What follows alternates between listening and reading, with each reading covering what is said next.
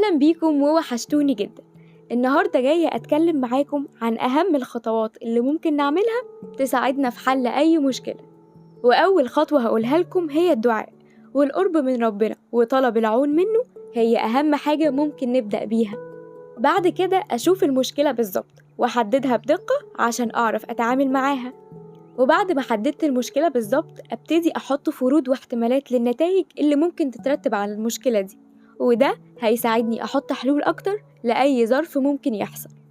والخطوة المهمة اللي بعد كده هي إني مفضلش أقعد أقول ليه بيحصل لي كده، طب اشمعنى أنا؟ لأ، اللي هنعمله إننا بدل ما نقول ليه نقول إزاي أخرج من المشكلة دي. ومهم جدا إني أهيئ دماغي للتفكير في هدوء، وده عن طريق إني أنزل أتمشى مثلا أو أقعد في مكان مريح نفسيا الأول، وبعد كده هتكون دماغي مستعدة إنها تفكر تفكير هادي